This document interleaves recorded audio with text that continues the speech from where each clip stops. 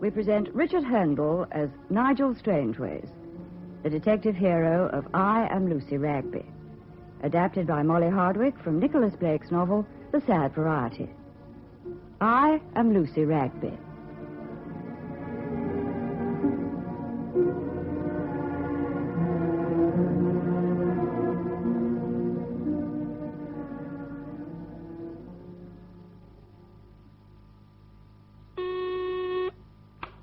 Yes? Mr. Nigel Strangeways is you, sir. Ah, right. Send him in. Ah, Nigel. Glad to see you. Sit down. You've got another job for me, I gather, Rennie. That's right. You've been very useful to us in the past, you know. I am the last and highest court of appeal in detection. Good heavens. Oh, it's all right. That's Sherlock Holmes talking, not me. Ah. I did wonder. You busy at the moment? No, not really. I looked into that Crawley case for the Yard, but it wasn't entirely worthy of my talents. And you probably won't think this one is either. But security would like you to do it. Well, I was hoping to take Claire for a slight holiday. Oh, the very thing. Have one on us. Oh, pray continue. Your narrative interests me strangely. Well, this job really amounts to a free holiday. Oh. I want you to go to the guest house down Coombe, near Eggerswell, you know. Yes. Charming old house, very comfortable, I hear. Pretty country, just the place for a winter break. And when I get there? Just keep an eye on Professor Alfred Wragby. The nuclear scientist? That's the man. Now, we don't need to worry about him while he's on the job. There's plenty of protection at that establishment. It's while he's on holiday that we want him watched. For a special reason? Very special. Wragby's got a very important secret in his head, which certain people would very much like to get hold of. He's a very reliable chap, Wragby. Not like some of these boffins. On special ops during the war, that sort of man. But we'd like an eye kept on him for his own good. I see. Well, I think I could manage that. But do it tactfully, old boy. Wragby's a bit hot-tempered, and he wouldn't like having a nursemaid in attendance. No need to reveal your squalid identity. What about his family? Wife. His second wife, name's Elena, also daughter of 10, Lucy. What's the wife like? Ex-actress, rather intense, naturalized British. And before? Care to guess? Good heavens, Rennie. You mean to say Now, that don't get worked up. We've satisfied ourselves about her. Managed to get across the frontier, but lost her husband in the scrum and her baby as well. Killed? We've got separated from her crossing the frontier. She'd given it to a man to carry in the dash across, and when she reached safety, she looked back and saw the man lying on the ground. He'd been shot, with the baby beside him. Good Lord. Poor girl nearly went off her head. She heard a month later that the baby had died too. I see. Well, she sounds all right, but you Now, know you Don't fuss, Nigel. We've checked and double-checked her. It's from the outside the danger to Wragby will come, if it comes at all. And let's hope it won't. But, Petrov, I simply can't understand why... Why what? Why kids have to be brought into it. Surely the obvious thing will be to deal directly with the principal. My dear Mr. Cunningham, or shall it be Paul, the professor is a very tough nut to crack. Even supposing we could smuggle him out of the country, there's no saying how long it would take to break him down. No. He's a tough nut, but the nut has one soft spot. I still don't like it. I'm afraid you have not much choice. We know a little too much about you. Another cup of coffee, Comrade Petrov. If you please, Miss Stott. I suppose she's going as my political commissar. Annie Stott is an intelligent and resourceful woman. You will enjoy having her as a sister. Sister? That will be your relationship at Smuggler's Cottage. You have the address? Smuggler's Cottage, Eggerswell, near Downcombe, Dorset. Yes. How fortunate we are, Miss Stott, that our dear Paul is so respectable. Thanks. Here's your coffee. Do you mean that posh place he teaches at? Delicious. I mean his contacts with the mighty. What a stroke of luck that he should know the head of an Oxford college well enough to rent his cottage for the Christmas vacation. Well, let's get the arrangement settled, shall we? Of course. You will pick up the equipment here at Miss Stott's flat and drive down to Smuggler's Cottage on 18th of December. Right. You will bring some provisions. You can get milk and butter from a farm 100 yards down the hill. Your sister Annie, who will call herself Dr. Everly, will arrive by train with the child on the 21st. Arriving at 6:23 p.m. So, before she arrives, Paul, you will establish your presence at the cottage and your reason for being there. You need quiet to start a book. What book? Well, I haven't Now, had a come, chance this will never do. One weak spot and cover story can be ripped open. Oh, for heaven's sake, I think all this absurd cloak and dagger stuff Comrade Petrov is not interested in what you think. You may call it absurd, but your life and more important things will depend on it. All right, go on. You and Annie must establish a firm impression of brother and sister holidaying with another sister's child. One who has been ill and needs country air. This child will be the boy, Evan. When Miss Stott and you have secured Lucy Wragby from guest house and brought her to the cottage, she will be substituted for Evan. How? Disguise. Boy's clothes, cropped hair. But Wragby will call in the police at once. We shall make it clear that this would be inadvisable. He wouldn't want anything unpleasant to happen to Lucy. But even if he does cough up, the child will tell where... I had to rent the cottage in my own name, you see. She will be taken there in the dark. The view from back windows could hardly be identified later. The fact is, you don't care a damn what happens to me afterwards. You are taking a risk. If you won't gamble, we will ruin you. I have the photographs, you know. Yes, I know. Besides, the child is expendable. You don't mean that you could... Still seem to think we're playing Kiss in the Ring. Now, look, Wragby has made a major breakthrough which could put Britain 5 years ahead in the anti-missile field. Don't you see that in the end, this could mean the death of hundreds of thousands of children, not one? I simply don't agree. You I are don't wasting think time. If you wish to back out, you can sublet the cottage to Annie. But you know the consequences. Yes. All right, I'm not backing out. That is better. All I'm saying is that Wragby's not going to hand over his formula without laying a police trap first. My dear Paul, we have thought of this. We shall have a friend planted in the guest house. Sit at the telephone? To prevent any knavish tricks by the good professor. I see. Well, is there anything else? If I could just have a word with you. Well? The photographs. Here in my pocket. You can have them back now. Oh, what about the negatives? They will be returned after the operation. We could hardly trust you. No, I see. And you have all the details straight? Yes. I think I've got everything taped. The Diary of Lucy Wragby, December the 27th. When I woke up just now, I looked out and saw that it was snowing. This is lovely because it means we can go tobogganing. I shall wear my new blue anorak that Papa gave me for Christmas and my new black tights from Elena. I think Elena is a smashing person to have for a stepmother, not a bit like the stories. I would like to tell Papa and Elena about the tobogganing now, but I mustn't wake them up too early because Papa has been working very hard and Elena has not been very well. I like the guest house very much. The people are very nice. Mr. Strangeways is funny. Mrs. Strangeways is very pretty. She is a famous sculptor who makes statues. I am going to write about it in my novel. There's the heroine, me, of course, and a lot of sinister people snowed up inside a guest house, and she gets away in a toboggan, and she leads the police back to capture the gang.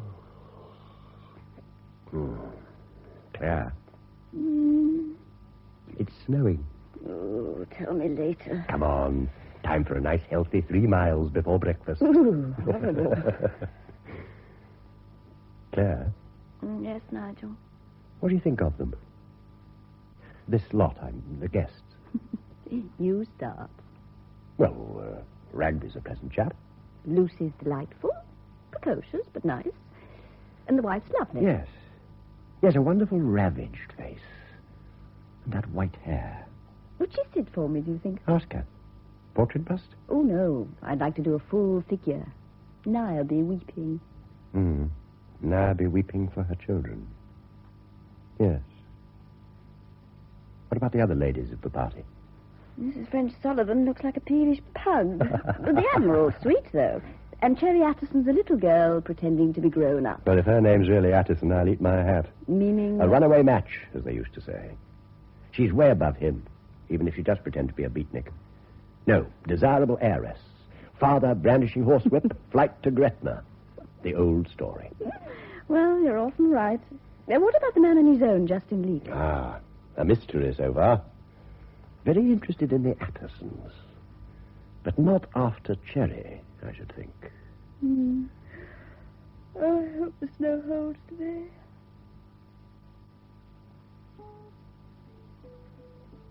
Papa, if the snow lasts, couldn't you get me a sledge? And tomorrow, will there be enough to make a snowman?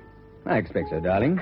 But we've got a week more here. You might have longer, Lucy. The last time there was heavy snow, this valley was blocked for a fortnight. Oh, Silver Admiral.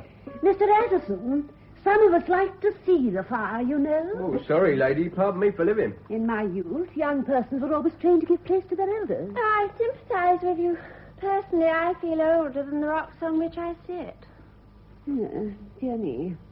Isn't it time the maid cleared away these tea things? I don't know what servants are coming to. I suppose you're used to an army of slaves, Mrs. French Sullivan. We had plenty of servants in Alexandria, where my husband was stationed. Well, can't get him in this country, of course.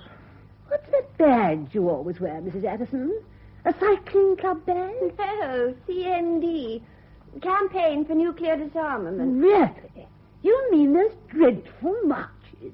You don't want to defend your own country? The atom bomb isn't built for defence, it's for attack. You don't believe in it as a deterrent? Not for long. It seems to have deterred so far, my dear. I'm not trying to get at you, Admiral. Soldiers and sailors, they've got a job to do.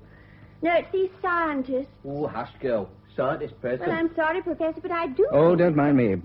Well, then, I think you scientists just go blindly ahead with your experiments and never stop to ask yourselves what the consequences will be. You're saying we should be prophets and moral censors of our own work. You don't need to be a prophet to know what an atom bomb will do. Nuclear fission was a neutral discovery. It could be used for destructive or constructive purposes. Yak. Yeah, what's your line anyway, Professor? I'm a mathematical physicist. Well, we're luckier in the services. The horizon's narrowed down to one's duty. Find the enemy, engage him, and destroy him, eh? Oh, you simple sailors. My husband's perfectly right. All this talk. Finished the letters, Alfred. Oh, that's good, dear. You've just arrived in time to interrupt what promised to be a heated argument. Oh, about what? The use of nuclear power. Oh, I don't know why you wish to discuss such things. Is it not time the letters went? Of course. Lucy, come on, postman. Just a minute, I'm finishing this drawing. There. Brought your anorak, Lucy. Oh, thanks, Elena. I wonder if it's still snowing. Do you think the child should go by herself in the dark? The box is only just down the lane, and she likes to be postman. Don't you, darling? Oh, yes. I need the exercise, you know. Bye, Papa. Bye, Elena. Don't dawdle, love. It's cold. Well, that was an interesting symposium. Oh, I thought you dozed off, Nigel. No, just watching and listening, the unobtrusive figure in the deep armchair. I'm going to follow Lucy. Are you? She seems quite capable of looking after herself. Possibly, but I have a feeling I won't be long. Oh, all right. I think I'll go and have a bath.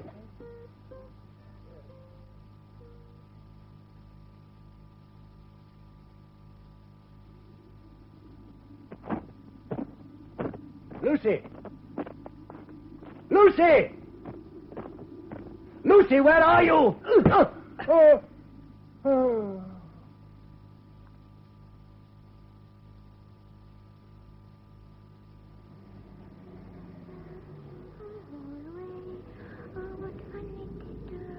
Excuse me. Little girl, Yes? could you tell me which way I go for Longport? Oh, yes. You turn right at that corner. Oh! Take the letters, Paul. That's the best box. Right. Take her, will Right. you? Oh, still you. Right. I posted them. Okay. Get in. That's better. I'll look after her in the back. You drive. No, wait a minute. What you going to do? You see. Give me that torch. Roll her sleeve up. Why me? Oh, do as I say. Oh, what? What are you doing? We're just taking you for a nice long ride. She'll quieten down in a minute. Now, let's go. Right.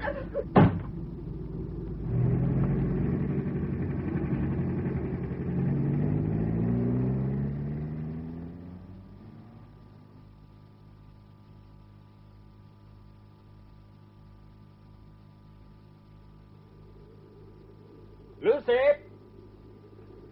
Lucy, where are you, darling? What the... Strange race, you hurt? Yes. Rest on my head. Just a minute. Come on, look up. I'll give you a hand. Oh, my head. Lucy. Lucy, is she back yet? No, I came out to look for her. What the devil is all this? How long since you went out? Well, about 10 minutes, but... Telephone. The guest house. Afraid they've got her. What? Quick, here. Read this before you telephone. My credentials, and mention it to nobody but the police.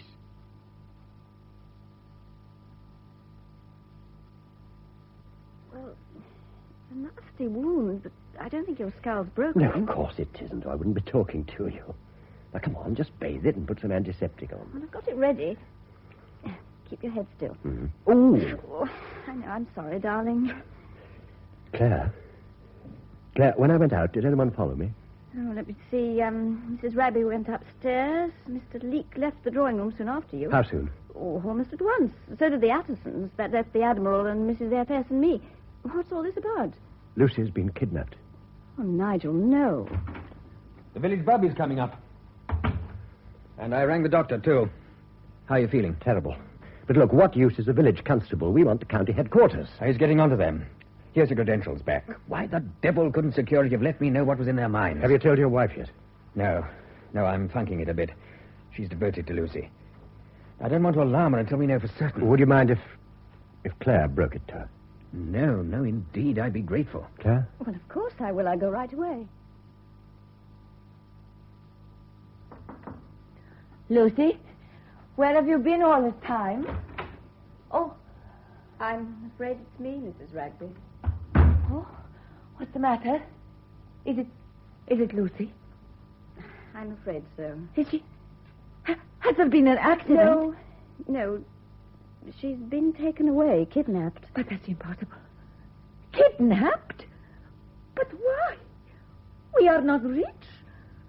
You cannot mean this. Oh, yes. Yes, I see in your face that you do. Oh, Lucy. Lucy! I'll fetch your husband. No, not yet. I can't face him. But, my dear, If I hadn't sent her to post the letters, that was when they took her. Yes. I wanted her to be independent. An only child can so easily. You never had a child, did you? No. I did. One of my own. They killed him. Now they've taken Lucy, too.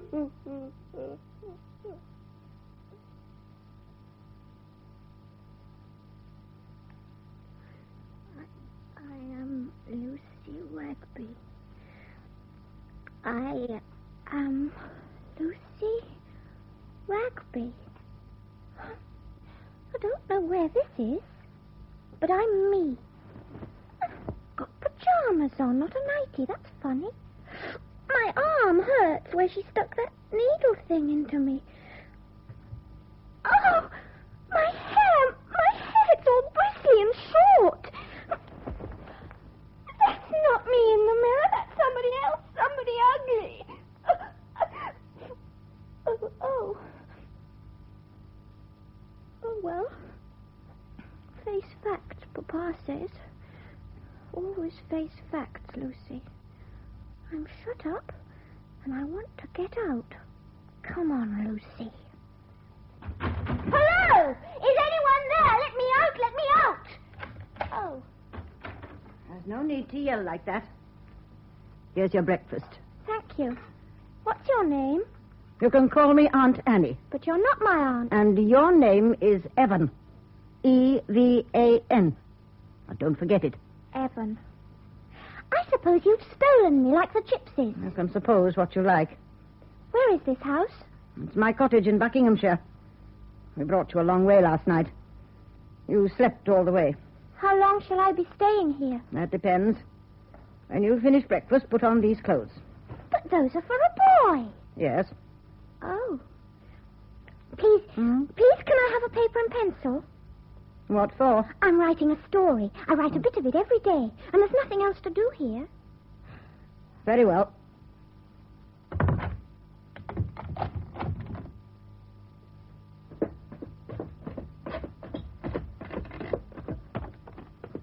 Well, how is she?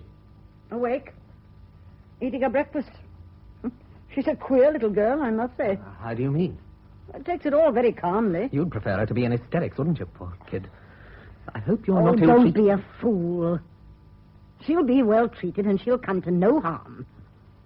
She thinks she's in Buckinghamshire. As long as she's nothing to give away about us afterwards, violence will be quite incorrect. Where's Evan? Digging the snow away from the garage doors.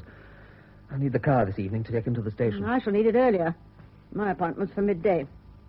Aren't you nervous about going into Belcaster? It'll be swarming with police today. Not if Wragby follows his instructions. Think he'll try any tricks? He might, once. Not a second time. Not after we've turned on the heat. You mean you'll send him one of Lucy's fingers by post? I believe you would, you know. You should bring your reading up to date. What do you suppose we have a tape recorder for?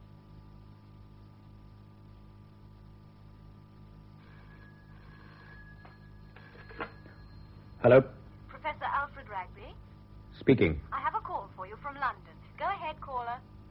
Hello. I am speaking to Professor Alfred Wragby, FRS. Yes. Who are you? My name will not be known to you. I have news of your daughter. I take it you're the person who stole her. Let us say borrowed, Professor.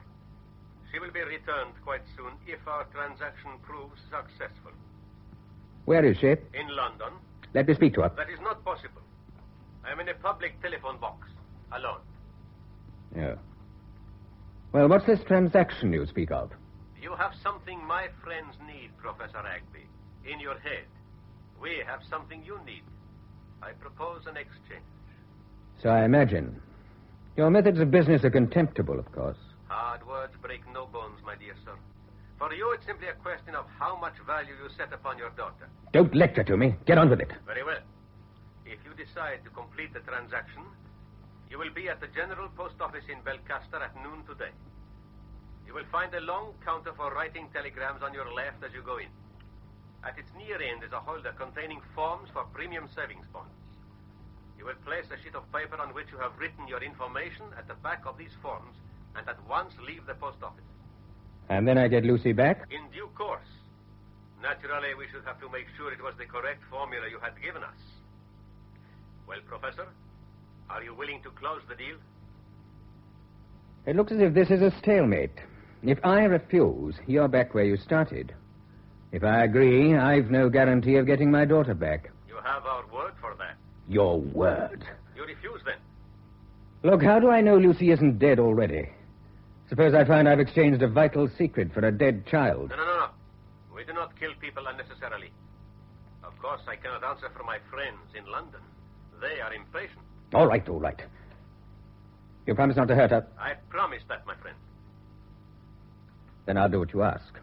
You are wise, Professor, but do not play any monkey tricks. Goodbye. Well, Strangeways, you heard all that? Yes. What am I to do? Play for time. Write down some data, symbols, what have you, that look plausible, but are in fact misleading. Now, I'll have the post office watched, and whoever comes in to pick up your information will be followed.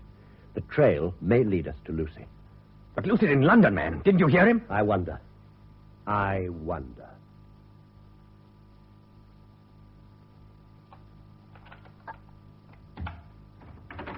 Oh, hello.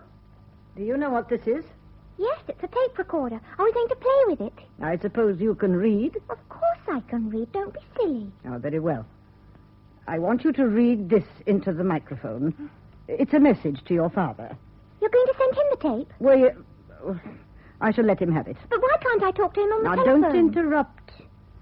You must read out these words and nothing else, as if you were talking to him. And where there are 3 dots, you must make a pause. Now, let's have a practice. Hello, Daddy. It's me. No, that won't do. What do you mean, won't do? I never call him Daddy, Papa or Father. Oh, well, I'll alter it. Hello, Papa. It's me, Lucy. Yes, I'm very well, and the people are being very kind to me. I have plenty to eat and a nice room with lots of toys and books. No, I'm not allowed to say where I am. It's somewhere in London. Is Elena well? No, child. You're reading it as if it was a storybook. Now, say it. Put some life into it. How can I? The way you've written it, it makes me sound like a kid of 6. Now, don't waste my time. Now, do it again. Use your imagination, you silly little boy. I'm not a... Oh, all right. Hello, Papa. It's me, Lucy. Yes, I'm very well, and the people are being very kind to me. I have plenty to eat and a nice room with lots of toys and books. No, I'm not allowed to say where I am. It's somewhere in London. Is Elena well? No, don't do it again. Please don't. Not that thing. Take it away.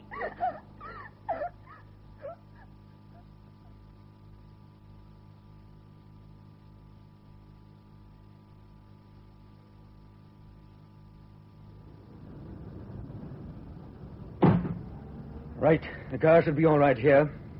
Now, can we go over the drill again, Strangeways? Certainly. You go to the post office and carry out your instructions. Uh-huh. Mrs. Wragby and I wait in the bookshop across the way. Now, there'll be a plainclothes man in the post office and one outside. When we get the signal that the goods have been collected, we drift out and rejoin you here. Yes, I've got that. What beats me is why they should go through all this rigmarole. What do you think, Mrs. Wragby? You know these people. Well, they do not trust one another. Perhaps that's it.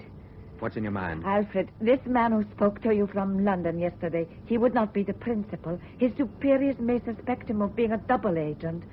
Oh, God, I thought I'd left these terrible things behind me when I escaped. Now, try not to take it so hard, love.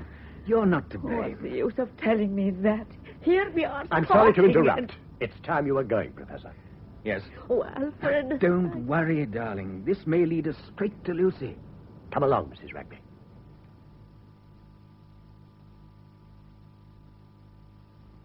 Oh, I say, here's a bargain. A 3-guinea book down to 15 bob. Here. Pity it's an illustrated history of the Manchester Ship Canal. Now here's a nice little work on organic nitrogen. Oh, lovely pictures. The man has given no sign yet. No. Well, they may not collect promptly. And anyway, it's not quite 12. Yes. There is the clock. You see that plain van on the corner? Now, that's the one that'll follow our quarry. I wish they would get it over. Steady now. Now, there are several people going in all at once. Perhaps one of them's our man. Oh, what a singularly ugly woman. I should like it to be her. No, she's going past. And now... Mrs. Wragby, look. What is it? Just left his car, going into the post office. Mr. Lee? Mr. Justin Leake, the lone wolf of the guest house. Now, that's very interesting. Very interesting indeed, in my opinion.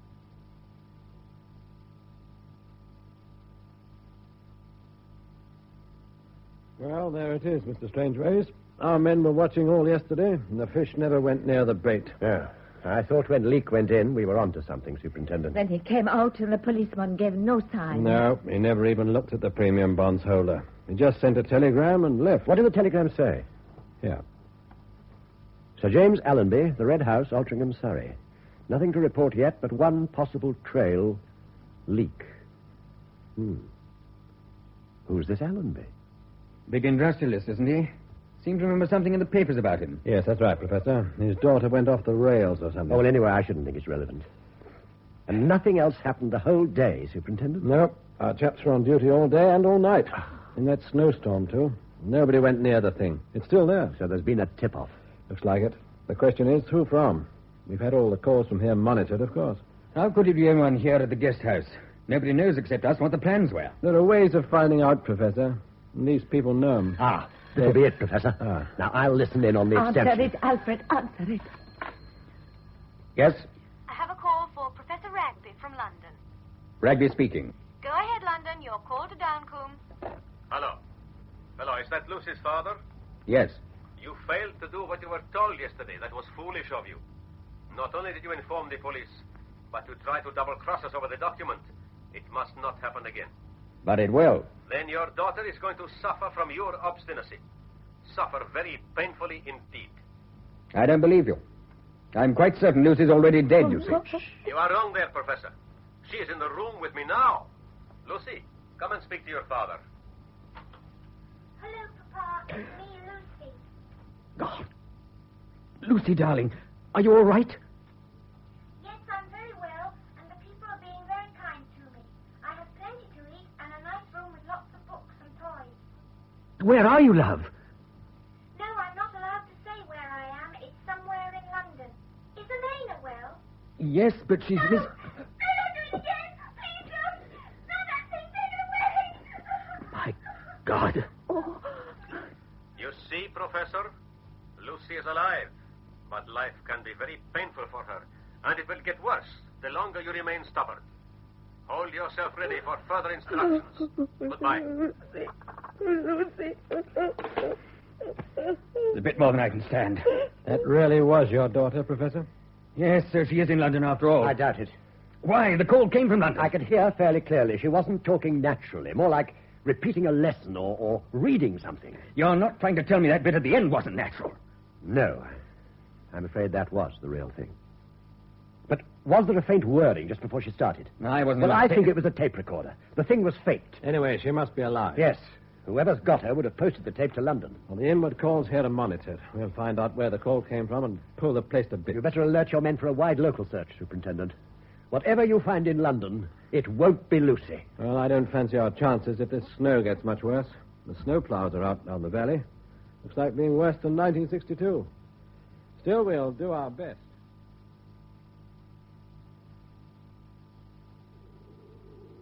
Put another log on, Paul.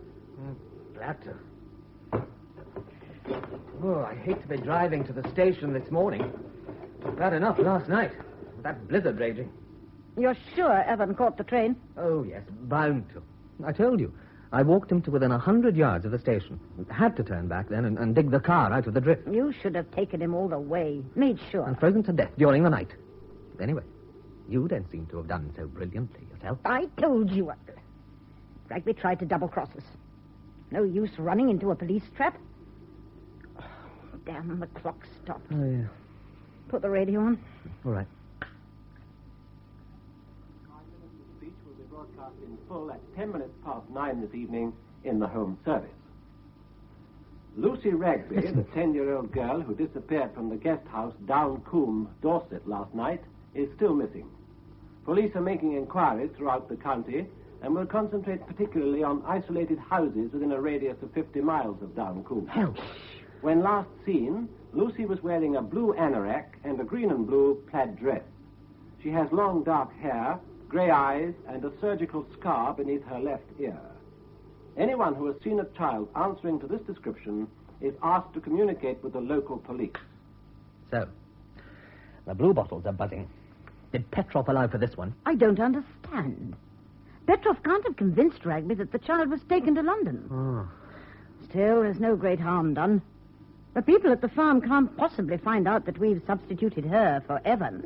But if a bobby comes to search... She'll find a boy ill in bed with a bandaged neck. A fair-haired boy.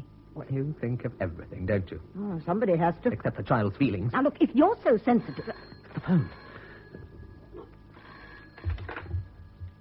Hello? Are you Eggerswell 8653? Yes. I have a London call for you. Go ahead, caller. Hello. Well, I am waiting for your explanation. Explanation? I don't understand, Petrov. Where is the boy, Evan? Evan? What? With you, isn't he? No, he is not. He did not arrive at Waterloo on that train, or on any other train. I have met them all. Did you hear that, Paul? Here, let me speak to him. Hello? Petrov, listen, what is all this? I took the kid to the station myself. And saw him on the train? Well, no, not quite. You see, my car, it got stuck in a drift. There was a blizzard blowing. It's absolutely terrible down here. Snow several feet I deep. did not telephone to discuss the weather. Where is Evan? I put him down near the station, and then I just told him to walk. How near? A few yards? Well, no, a bit more. A mile? Oh, no, not that far. About half. A bit less, perhaps. I see. So where is the child now? Where? In a house, a cottage, telling all about us. I will deal with you later, Paul. Oh, God. Now you've done it. Lost your nerve in a bit of snow and wrecked everything. I warned Petrov to be in for trouble taking you on. Don't you talk to me like that. Anyway, the kid will turn up. Oh. Probably come back here. And the one upstairs is well drilled. Oh, she's no trouble, I will say that. My serial story, The Adventures of Cinders, Chapter 2. This chapter is called Where Am I? Next morning, the madwoman, who Cinders had to call Aunt Annie, took her into a room at the front of the house. She let Cinders, who she called Evan for some loopy reason, look out of the window. Down below was a man called Jim. He had brought some milk. Jim waved to her, and she waved back. "Don't you dare call for help," hissed the madwoman, "or I'll stick this hypodermic syringe into you." So Cinders didn't. The panorama from the window was truly spectacular. Snow-covered hills, one with a clump of trees, 4 or 5 of them on its top. The cottage stood on the side of the hill. Cinders' observant eye noticed some farm buildings quite near on the right.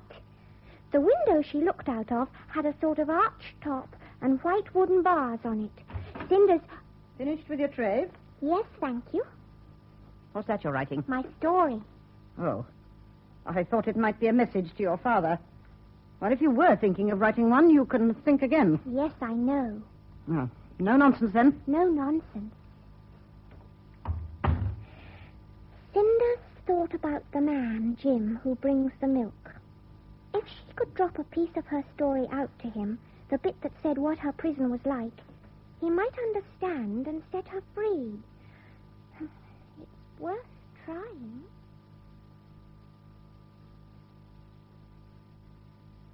Well, Superintendent, have you traced the telephone call? Acorn Exchange, that's Acton Way. It's a private number, not a phone box. They're investigating it now. Good.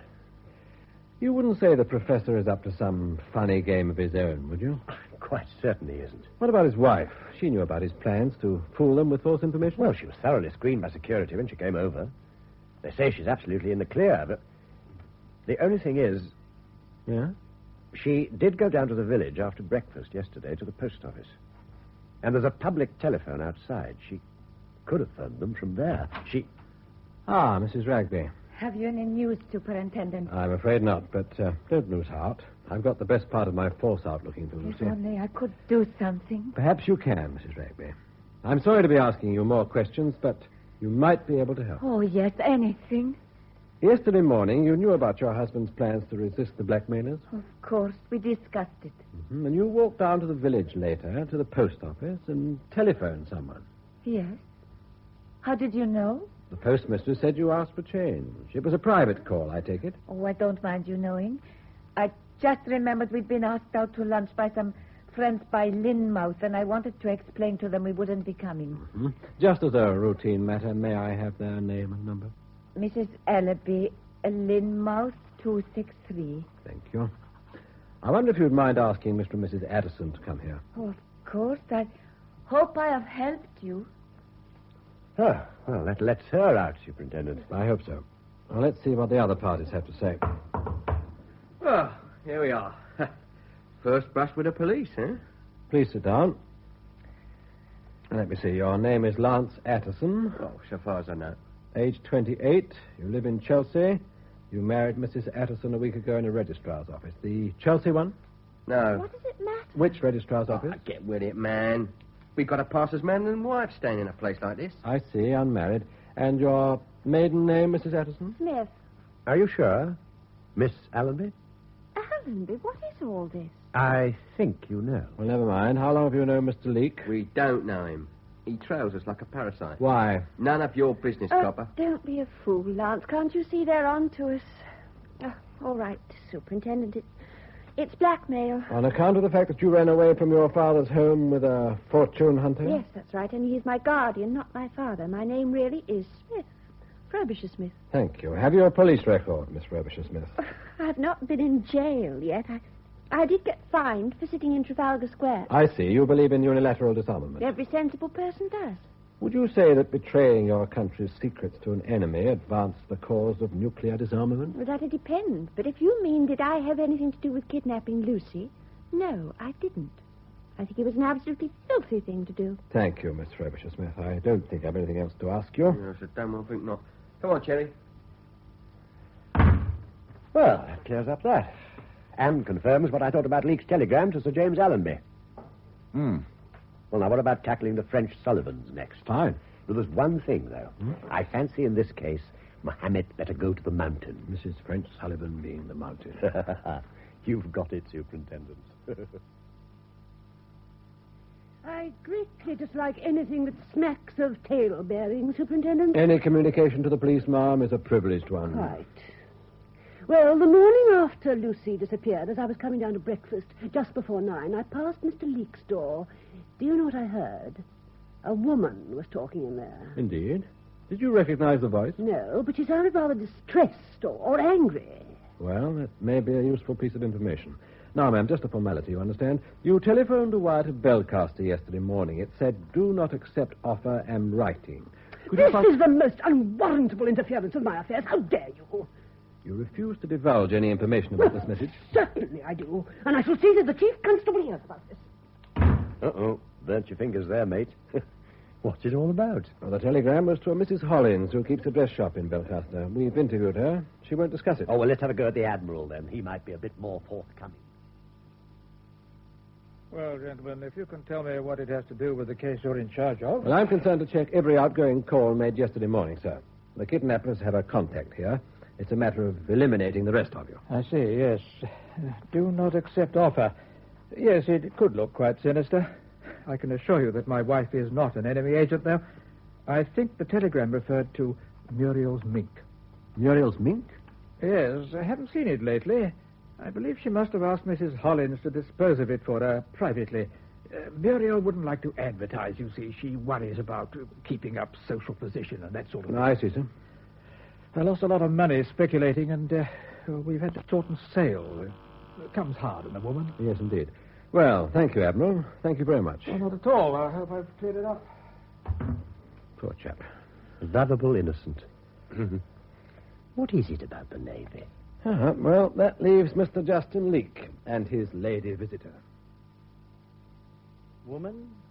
I had no woman in my room. Where on earth did you get that idea? Information received, sir.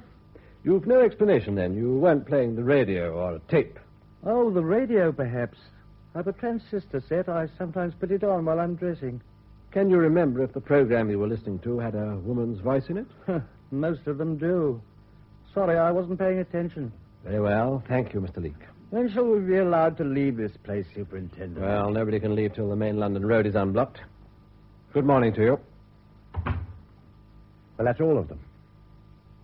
And we're still getting nowhere. Nowhere near to Lucy.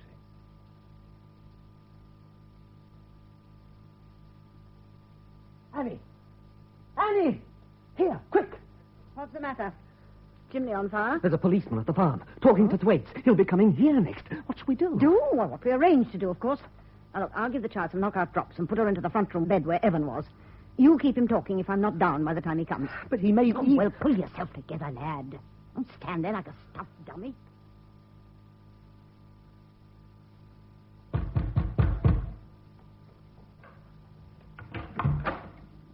Good morning. Good morning, ma'am. I'm making a few inquiries. Oh, no. Come in. Ah, thank you. I don't want to spoil your floors.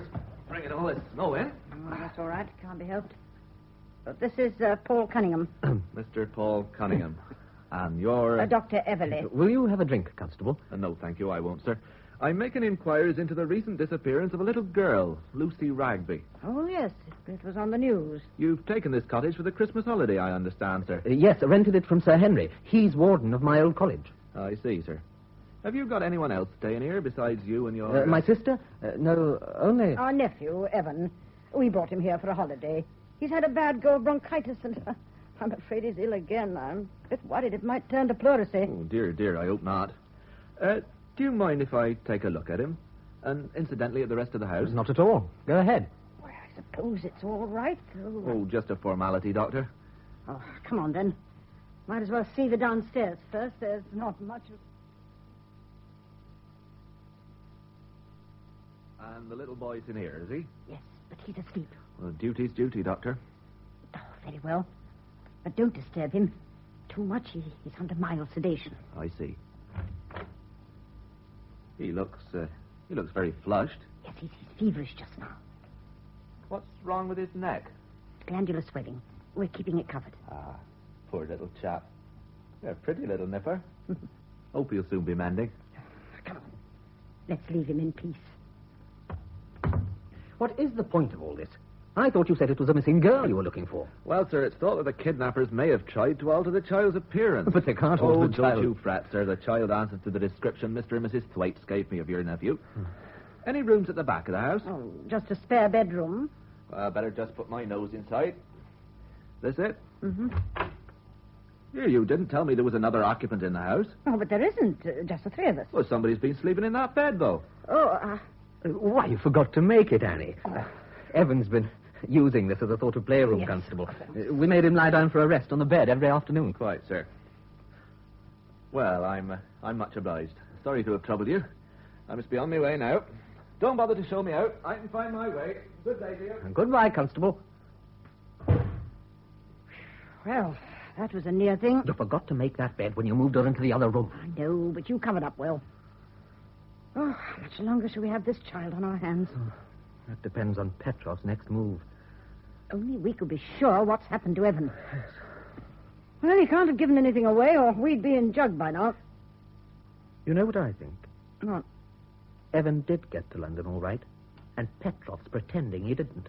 Why? Search me to keep us on tenterhooks, perhaps. He enjoys power and intrigue and deception. For their own sake, I mean. Oh, rubbish. Well, do you trust him? Well, of course. Oh, yes, of course. Party discipline, loyalty and all that. Oh, it must be nice to feel that nothing matters in life except the We're cause. in this together, making a better world. I know the line. So the children shan't have to go to school cold and hungry like you did. You feel justified in putting that kid upstairs through hell. You're doing it too. I was blackmailed into it. Well, you could settle your conscience by keeping the child company now and then, if you think it'd help. Very well. I will. I'll go now.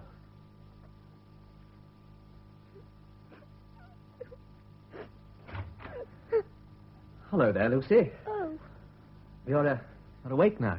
yes. How are you? I'm so hot. And my head feels funny. We'll turn off the electric fire then. There. Oh, my dear, you've been crying. There's no need to cry. I couldn't help it. There's shepherd's pie and tin peaches for lunch. Could you force them down, do you think? I expect so. But I've got a headache. Bad luck. It'll go soon. Will it? Hmm. Who are you? My name's Paul. Are you that loopy woman's keeper? Well, now you mention it, I am. But don't tell her. Oh, what's this smelly thing round my neck? And there's another on my chest. Aunt A thought that you were sickening for bronchitis or something. Oh. I think we can take them off now. Oh, yeah. There we are. If you promise not to open the window. Cold air really would be dangerous after being wadded up with cotton wool and perforated oil. Don't be silly. It's camphorated oil, Nit. So it is. Can't we have the curtains open? Why not? There. Oh, look at all the snow. I wish we could go tobogganing. Oh, perhaps we will.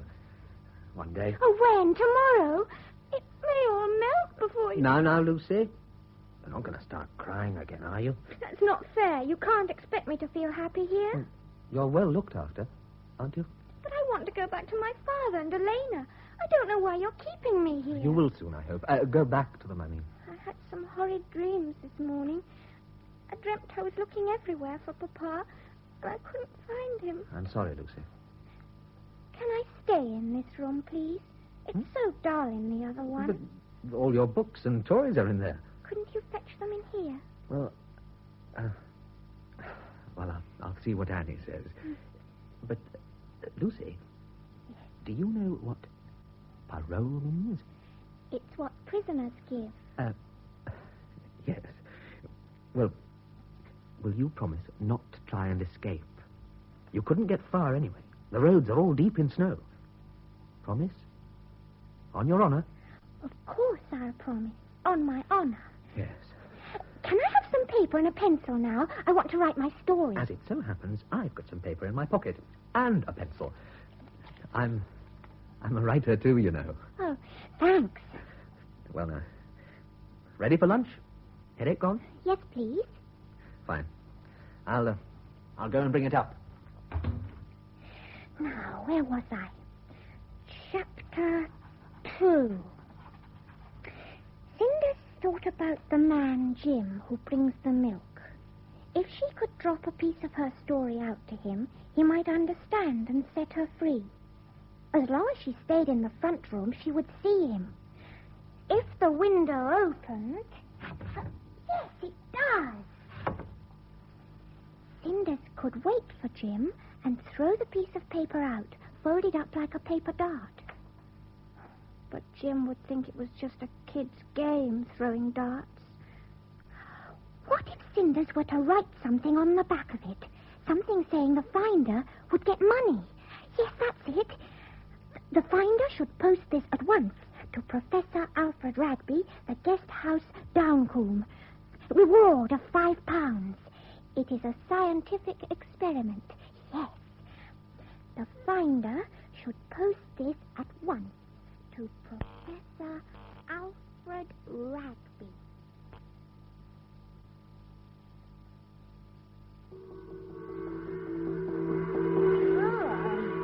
I see the post is still getting through. Yes.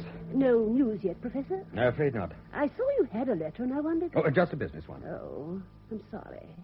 Well, we mustn't lose hope, must we? Dear Professor Wragby, if you value your daughter's life, you will go on the evening of the day you get this letter, Monday, to the Bellevue Cafe on the Belcasta Longport Road and await instructions. Be there at 7 o'clock. It is your last chance. And the child. I see. Morning, Professor. Morning. Nothing for you? No. Oh, funny. I'd have thought if they'd given up telephoning, they'd write to you. Yes, it is funny. The strange way is there any reason why I shouldn't drive into Belcasta? I want to get a prescription for Elena. She's not very well. No, I'm sorry, it can't be done. Telephone it to Sparks. He'll bring it out when he comes this afternoon. I'm sorry about Mrs. Wragby. I'll get Claire to look in on her. Oh, it's very kind of you. As a matter of fact, Claire very much wants to draw her. Fine bone structure, she says. Most unusual. Oh. Yes, that might be therapeutic. Take her out of herself. Well, I'll organize it for after breakfast, then. Do you generally start your portrait head with sketches, then? No, I prefer modelling straight off with the clay, but I haven't brought any. Raise your chin just a fraction, please. May I see it, please? As far as you have got? Yes, if you like, but it's not very good. No. It is interesting, clever, but you are not perhaps informed today? Your mind is not on it, perhaps. Why is this?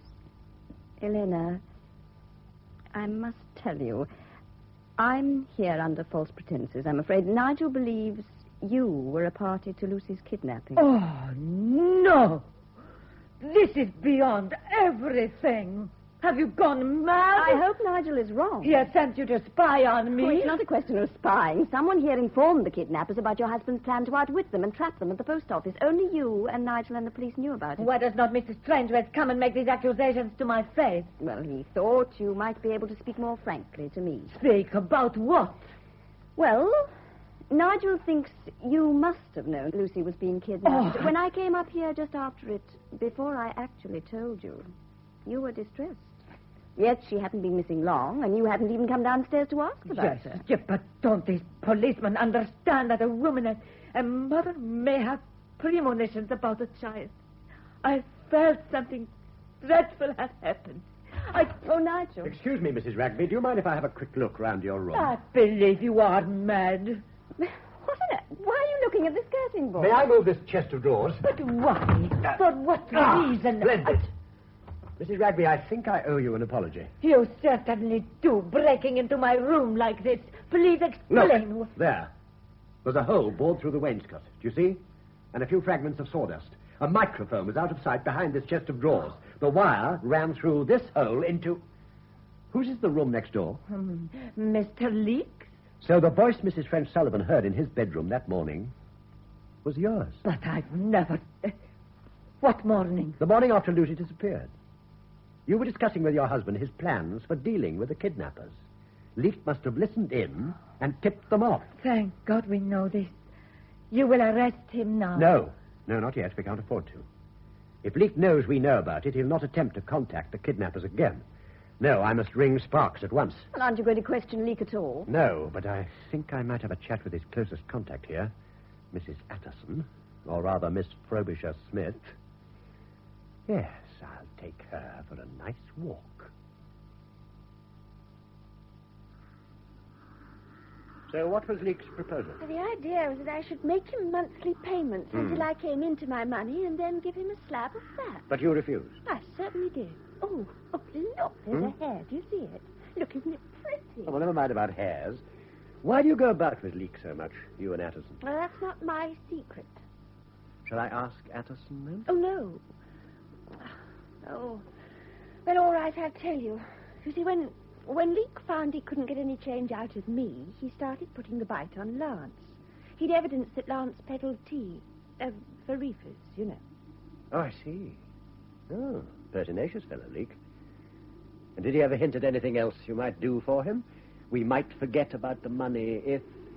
that sort of thing? No, truthfully. When did he declare himself? I mean, start trying to be a blackmailer. Oh, the morning after Lucy was snapped. The morning of... What time was this? Well, I was going down to breakfast, only about 10 to 9. On the way, I met Leek, and he asked me to come into his room. He was in a hurry for me to sign something. How long were you there? 10 minutes, maybe. I don't remember. So it was your voice. Thank you. Why? I haven't done anything for you. I say, what's the matter? You look sick. I feel sick. Do you mind if we go back to the house now? I'm expecting Superintendent Sparks. We've got a lot to talk about.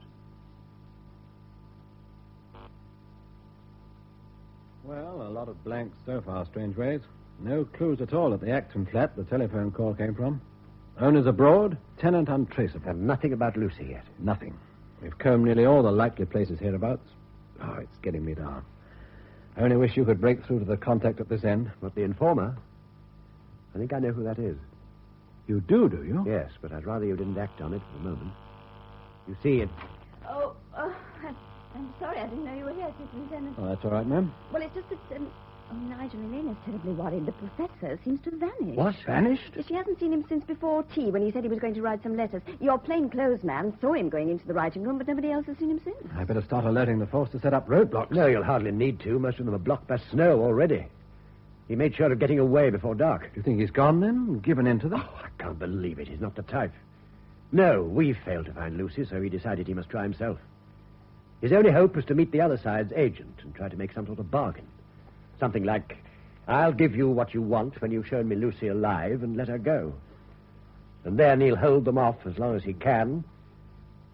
And after that, he'll kill himself. That's how you see it, is it? Well, he may come back, of course. We've just got to wait and see if he does.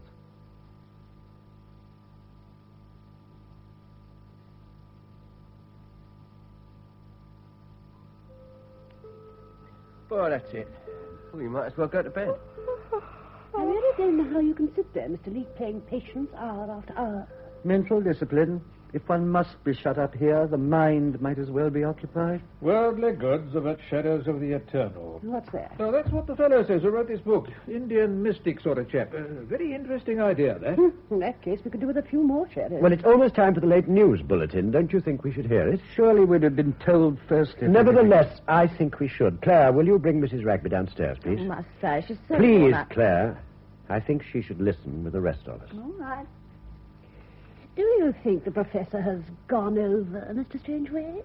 Frankly, no. I agree. Not the type at all. Probably just gone bonkers with worry and wandered off. Look, the news will have started. Switch on, Admiral, if you don't mind. Yes, of course.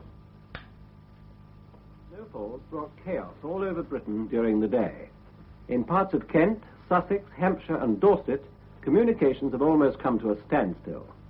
Helicopters have been carrying food supplies to some remoter district, and cattle and sheep on Exmoor are being given down. We've fodder. obviously missed the news item. Snowfalls are likely to continue. My dear lady, come and sit here. Thank you. Casualties have been reported from many districts.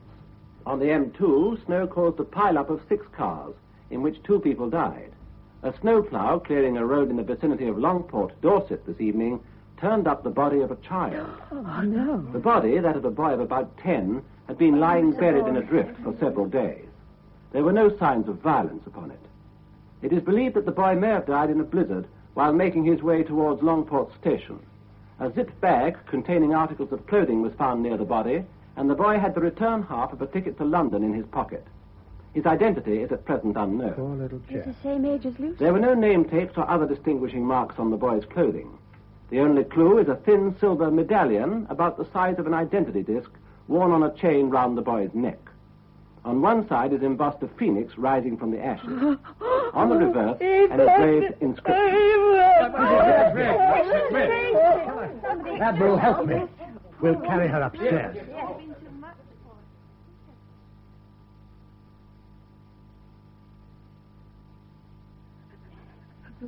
Just a little more brandy. No, thank you. I'm sorry to have been so stupid. Ivan was your child, wasn't he? Yes, of course. Yes. I can guess what happened. But first, do you know where they took Lucy? If only I knew I would tell you. My God, why did I trust them? Because you had to.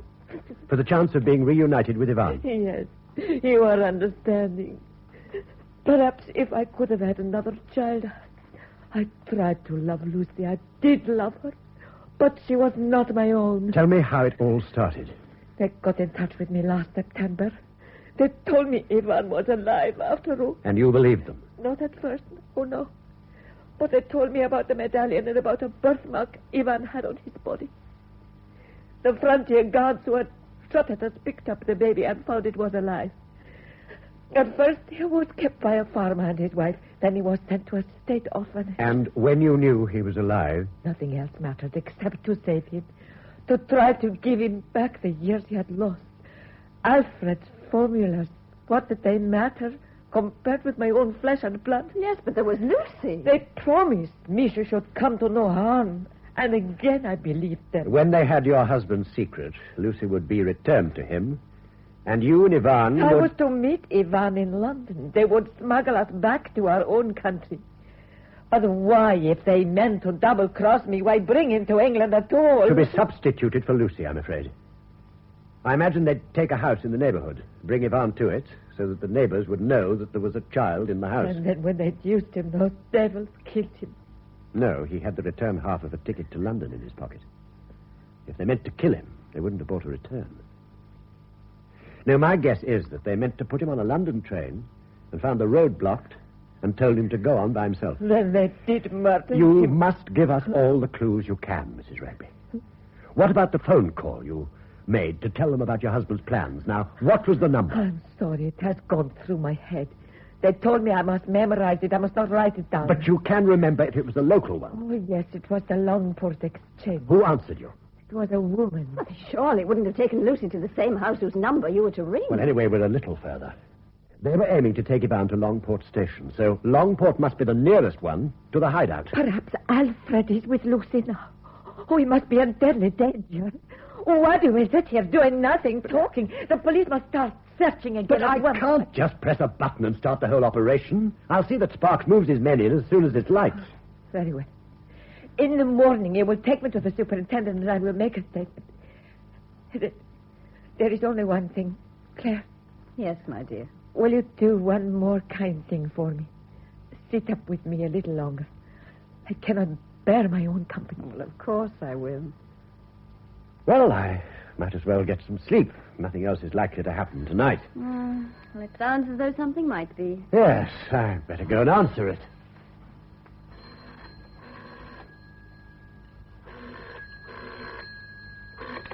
Hello? Downcombe 257. Strangeways? Yes? Oh, it's me, Sparks. I've got some pretty hot news for you. What's happened? We've got Wragby. No. Where? He was found half an hour ago at the Bellevue Cafe on the Belcaster Longport Road. In the cloakroom, unconscious. He'd been beaten up, half choked. Obviously left for dead. He might die even yet. Had anyone been seen with him? Yes, a big chap, with a foreign accent. They were seen having coffee together. Then some soldiers came in and there was a bit of a bust-up. The proprietor lost sight of both Wragby and the other man after that. But why should they try to kill Wragby? Unless he's already given them the information. I don't know, and I've no time for theories. I've got to get to Wragby's bedside at the hospital and try to make him talk, if he's fit to.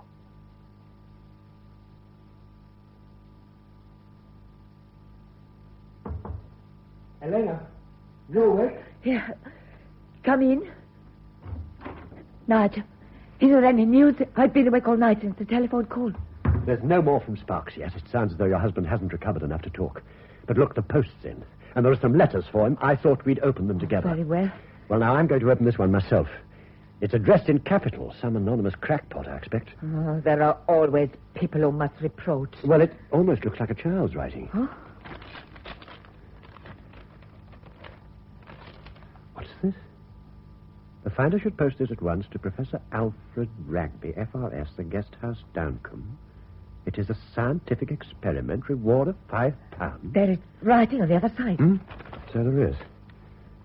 Chapter 2. This chapter is called Where Am I? Next morning, the mad woman who Cinders had to call Aunt Annie took her into a room at the front of the hut. Who's Cinders? Why, that's an old nickname of Lucy's. Then it's not a hoax. Let's see. A man called Jim. Hypodermic syringe. The panorama from the window was truly spectacular. Snow-covered hills, one with a clump of trees, 4 or 5 of them on its top. The cottage stood on the side of a hill. She's telling us where she is, but how did this reach us? You see these faint fold lines? She says here, Cinders could wait for Jim and throw the piece of paper out, folded up like a paper dart. And then she says that Jim would think dart's a kid's game. Well, obviously he or somebody else didn't. The envelope has a long post. Whoever did pick it up forgot to put in their address. Come on, get your coat, Elena. Well, where are we going? To Belcaster, to see Superintendent Sparks.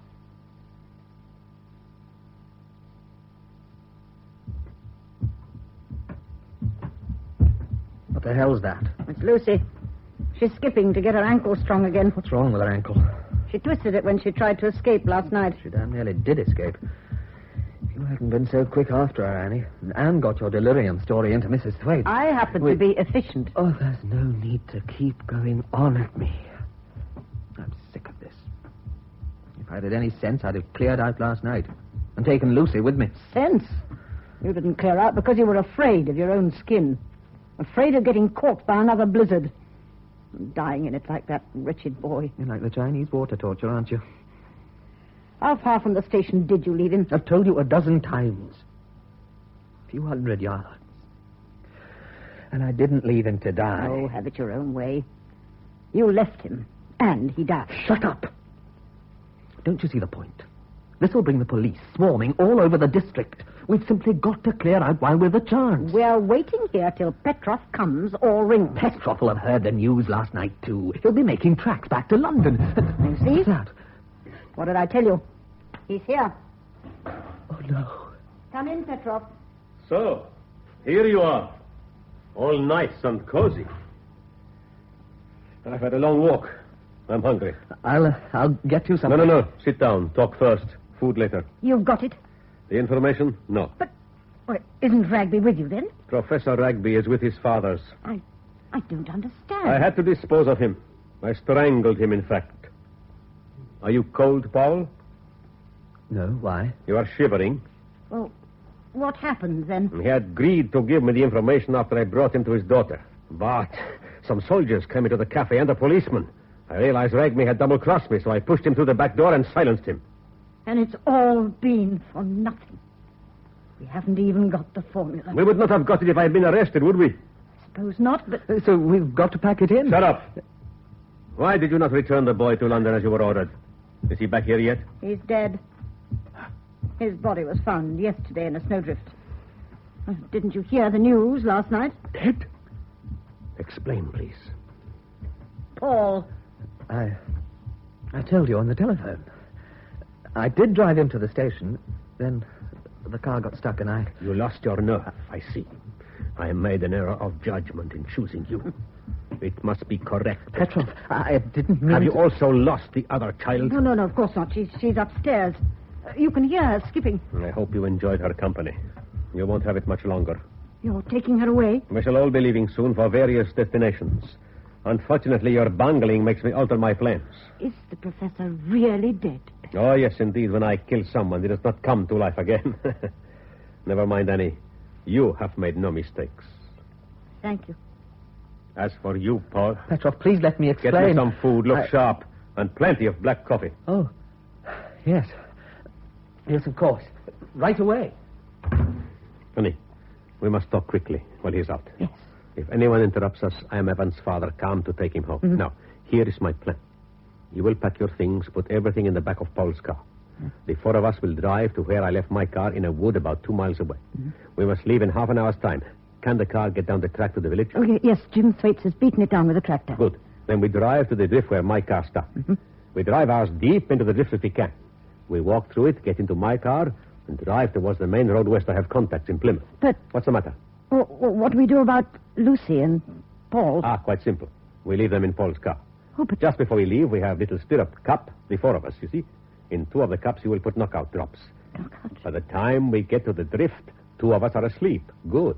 We drive the car at the drift, shovel some more snow against the exhaust pipe, leave the engine running. Soon the fumes will put them quite to sleep. I see. Snow will soon cover the car. The missing child will eventually be found dead in a car with the kidnapper who was trying to take her out of the district. The police find one criminal. They do not look so hard then for his associates. You still have doubts? Is it necessary to liquidate them? Why should you worry? That coward in the kitchen won't lose his heat to anyone. Oh, no, it's Lucy I'm thinking of. What's the point of killing her? What do you suggest we do with her? Well... Leave her in the locked room to starve? The child knows too much. And you always knew she was expendable. You were getting soft, perhaps. Very well, Petrov. Now I must go and start packing. Oh, where is that idiot with my food? Hey! Did I not tell you I was hungry? Yeah, you in there! Get a move on with it.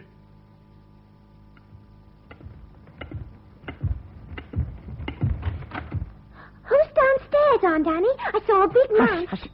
Now, we are leaving soon. Put on all the clothes you can. Now, before you go, we're having a drink with a friend who's just come. Is he the... Shh, listen. Pretend to drink it, but pour it away somewhere. Soon after we drive off, pretend to go to sleep. Oh, am I coming with you? Yes, and don't wake up till the car's stopped and we've left you. But I don't understand. Promise, Lucy. If you don't do exactly what I say, it'll be very dangerous for you. All right, I promise. Oh. Aunt Annie, you never kissed me before. You are funny. Yes, I've got it in hand. No, he hasn't. Under observation. Superintendent? Just a moment, Mrs. Wragby. Right, then. Right, I'll ring you when we know. Goodbye. Superintendent, have you found where Lucy is? Yes, we have. The constable recognized the description. Good work. Thank God. And my husband? Very badly injured, but they think he'll pull through. Can he talk yet? No, only nod and shake his head. Oh. But he's been able to convey to us that he's given nothing away. Nigel said he wouldn't. May I see him? No, that must wait. We must rescue Lucy. Mrs. Wragby, I must remind you that you're under arrest. You're here to make a statement. Oh, you British, don't you realize that Lucy is in dreadful danger? It was you who put her there, madam. And you're responsible for your husband's grave condition, too. He was attacked and left for dead by the enemy agent. Where is he now, this agent? Well, he was last seen driving away westwards in the direction of Longport. The house where your stepdaughter was imprisoned is a few miles to the south, near Eggerswell. He has gone to kill her. I feel... Elena. Have you got the place surrounded, Superintendent? Not yet, but the village is under observation. If the agent is trying to get to the cottage, he'll drive along the main road and be intercepted by a patrol car. Yes, but suppose he gets out and walks. I haven't got an army at my disposal, you know. There's a man in Thwaites Farm keeping an eye on the cottage. Oh, that's good. Now, they mustn't realize we're onto them till we can move in. We need a surprise tactic. For instance? There's one person they wouldn't suspect. Oh, I'm not with you. You mean Elena, don't you, Nigel? Yes. But Mrs. Wragby's under arrest. Oh, to arrest. hell with the formalities, my dear chap. Let her walk up to the cottage alone and try to divert their attention while we move in. Yes, please let me go. I think you should let her do it, Mr. Spout. She wants to make some reparation, don't you see? Oh, very well. I suppose we can at least try it.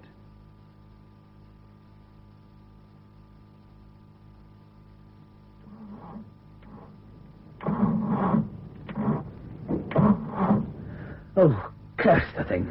When did you last have this contraption on the road? A day or two ago. It was all right then. Look, you have overchoked it, you stupid fool. All right, start it yourself. Don't talk to me like that. Open the bonnet. You have to clean the plugs. I don't know how to. Where is your toolkit? Here. Well, give it to me. Now, where's that spare spanner? Here we are. Come on now, come on, Paul. And if you are thinking of bringing that spanner down on my neck, you can think again, my dear friend. I wasn't, Petrov. Oh, yes, you were. And this is how you will threaten me.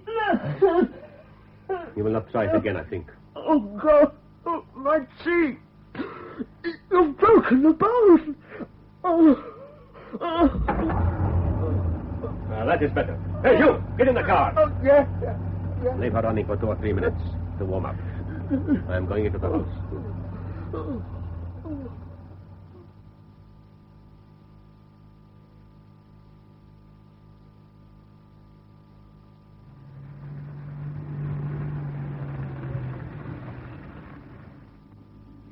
Well, that's it. We're stuck. The snow's beaten us. What shall we do? What shall we do? Well, we're nearly in the village. We might as well walk. All right, all out.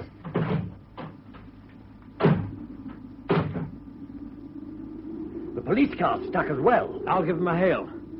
If you can't get it out, follow on foot.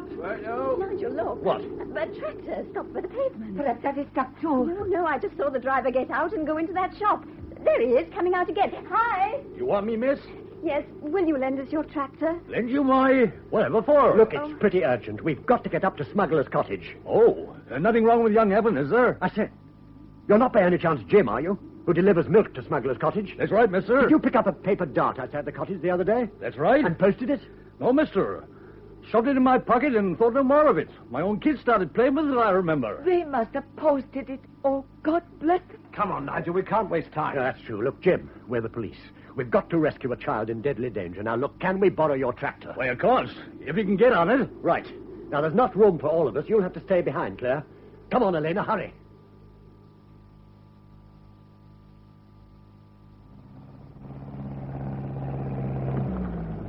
Stop here, Jim. Right-o. Come on, Elena. Jump down. Let me give you a hand. Jump. There we are.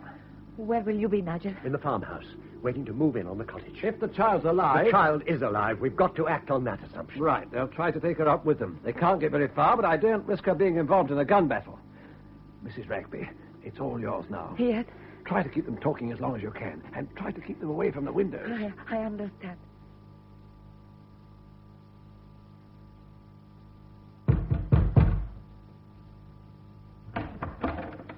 Yes? Good morning.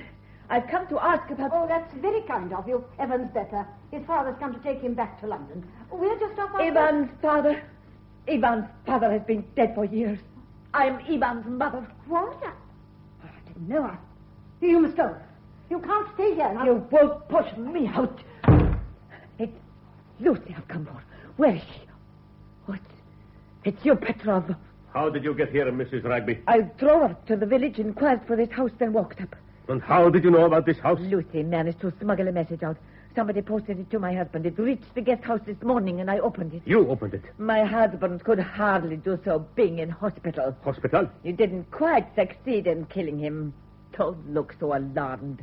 He's unconscious still. He has told the police nothing. You informed the police about this letter from Lucy, no doubt. Informed? What you take me for? I mean, it's too deep to go running to the police. Then how did you find your way here alone? I remembered seeing a cottage like the one Lucy described while we were driving around here last year. But the police will have followed you. I'm not quite sure they didn't. Well, what have you come here for? To ask you two questions. First, where is Lucy? Is she alive? Lucy? Oh, she's not here any longer. She tried to run away. Then you have another child upstairs? Not very likely. That answers my first question. My second is, why did you kill Ivan? I did not kill Ivan. Don't lie. We must be off in 5 minutes, Annie. You were going to get us a drink. Bring one for Mrs. Wragby, too. Certainly, Petra. Ivan's death was a mistake. I regret it very much. You regret it? Yes. A stupid young man who was helping Annie over this affair took him to the station. There was a blizzard. It seems the car stuck in a drift, and this young fool lost his head and told Ivan to walk the rest of the way. I see. We made a bargain. In return for my help, you were going to give me a van and get us back to our country. You did not keep the bargain. Why should I believe a story of yours? You have told so many lies that you have forgotten what truth is. And what about your lies, huh? You, a woman who could betray your husband and this little girl. I am not proud of it. I have nothing left to live for. Kill me if you like. Ah, here are the drinks. Brandy. That is good. There's one for Paul. Where is he? Waiting in the car. Cheers. Come on, Mrs. Wragby, drink up. You must be cold and we are in a hurry. I do not drink with pigs. Hello, Elena. Hello, Lucy, darling. What have they done to you? I knew you'd find me. Where's Papa? He's in hospital. Oh. Don't worry, he had an accident, but he'll soon be well again. When he's well, we can all go tobogganing, can't we? darling. Will my hair grow again? Of course, and go dark again. Oh, good. Who's that man? He's a friend of this lady here. Well, Lucy, we are all leaving now. Here is a nice glass of lemonade. Drink it up quickly and we will start. Petrov! I told you to stay in the car, Ford. Petrov, I saw them going into the farm. They've got guns. Police. Well, so have I. You treacherous bitch, you betrayed us. Don't touch the child. Get back. They won't shoot me if I'm holding her. I'll kill you Get off, if you you. don't let her go. Don't. Be careful. Get off, you. Oh, but Lucy. Now, run. Look out. Look out, Mrs. Wragby. Oh. You devil. You shut up. Get out of my way, or I'll shoot you too.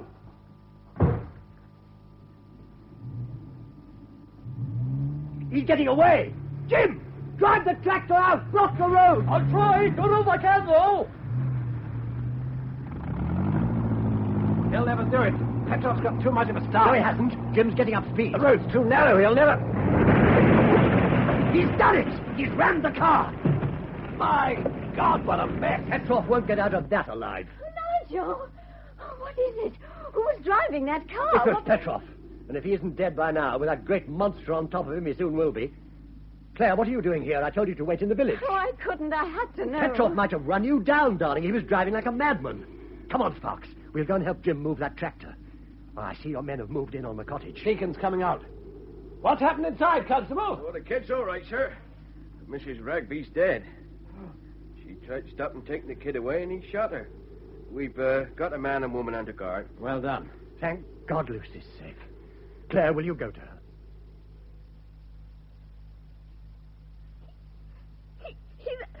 That big man. He tried to shoot me. Now, that's all over, darling. You're quite safe now. Nigel and I are taking you back to your papa. When? Very soon. Oh, he'll be so proud to hear what a brave girl you've been. It was a marvelous idea writing that story and making it out with the paper. Well, I thought it was rather a super idea myself.